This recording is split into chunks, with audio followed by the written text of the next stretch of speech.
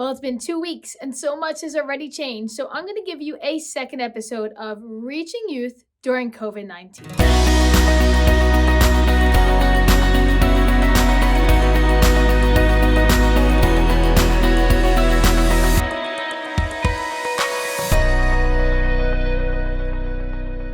Well, welcome to the second episode of Reaching Youth during COVID-19. And I just want to start off by saying, how are you?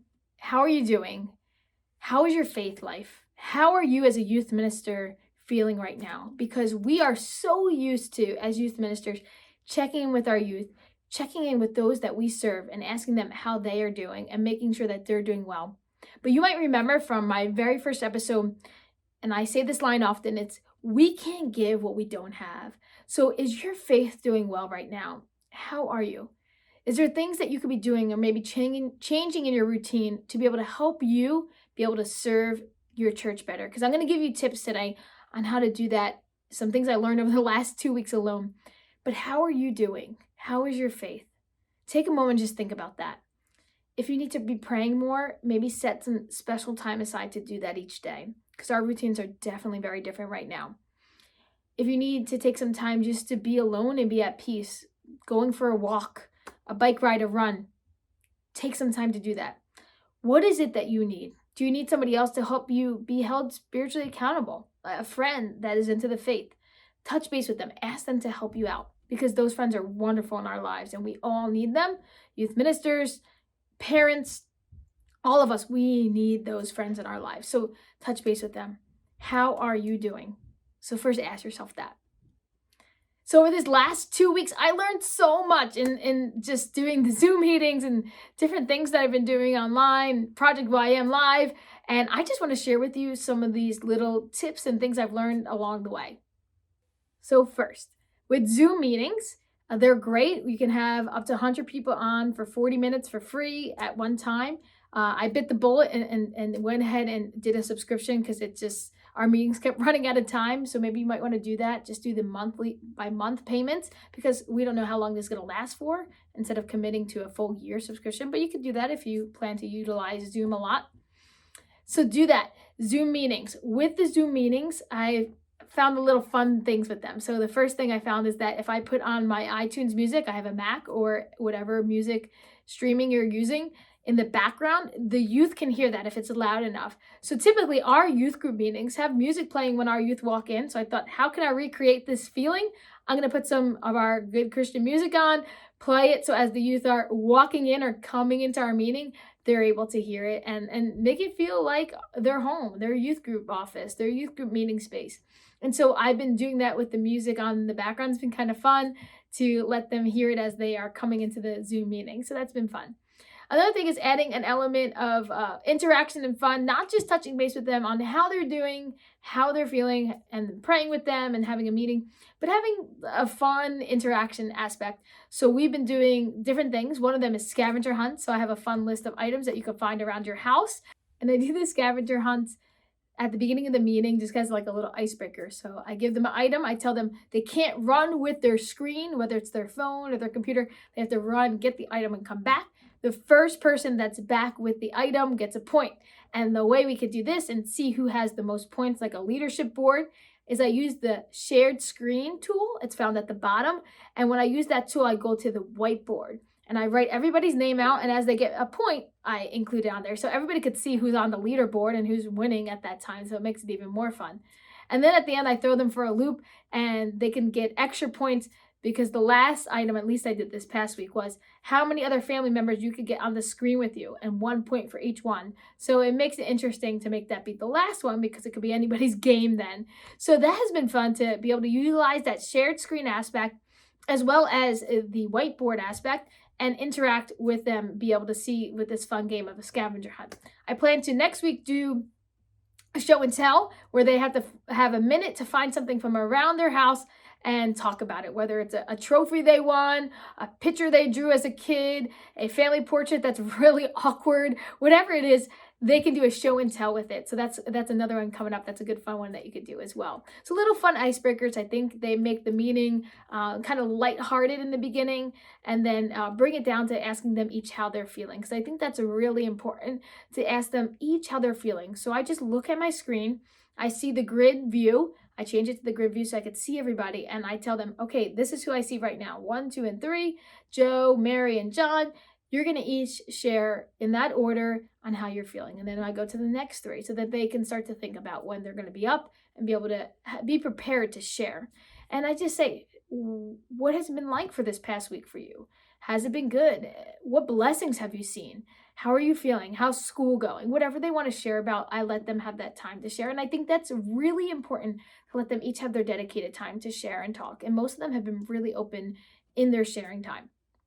Another aspect with the shared screen that I like to utilize as well is to be able to put prayers up there. So our closing prayers, we've been doing some of those prayers I suggested in the last part 1 of this 2-part series. And if you haven't checked it out, please do. The part 1 of reaching youth during COVID-19. And so one of those prayers is Psalm 91. So I have it up on the screen, and I'm able to share my screen so that they can read it. And then I asked to be a leader of that prayer, and the other people to mute their microphones, because when you hear that background noise, and especially also when you're going around and asking everybody to talk, ask everybody else to mute their microphones. It helps with the background noise of mom asking a question or a phone vibrating or anything else going on. So make sure to ask them to mute that, especially during that prayer time, because you don't want that distraction. So I got this tip from another youth minister, and I saw her doing it, and I thought this is a great idea, so I wanted to share it as well, is not just have Zoom meetings with your youth that you're serving, but with their parents. And we do different prayer meetings throughout the year to kind of touch base and bring in the family, but we need to remember during this time that the parents need an outlet as well. And so I did my first one last week, and it went amazing. The parents were so open. They said they enjoyed it, they needed an outlet to share with each other, and we were able to give that to them. And not just let them share, but ask how their children are doing, because we see their children maybe on this quick Zoom meeting for an hour or so each week, but how are you seeing them as parents 24/7, being in the house with them all day long now? How are you seeing their youth adapt? How are they feeling? Give us your perspective, and how can we help? So I actually did it with one of our priests, our associate priest in our parish, and it was great to have both the youth minister and the priest on the same call, on the same Zoom call, because they were able to now ask questions to the priest or direct them to me or both of us, and that was very, very helpful. So I would suggest setting up a parent meeting maybe every 2 weeks. I think that's what we're going to do, go a bi-weekly meeting, have it a regular set time, or make adjustments on the fly as you need to if you need to change that time. I think everybody's really flexible right now. So have those meetings scheduled out for your parents as well. Don't forget about them. Another thing that I would recommend is sharing with your youth what the Holy Father is doing. And a lot of you might be doing this already, but if you missed out, please do. He has done beautiful blessings, beautiful prayers, beautiful plenary indulgences just recently with the Urbi et Orbi. And he allowed, which means, by the way, to the city and to the world.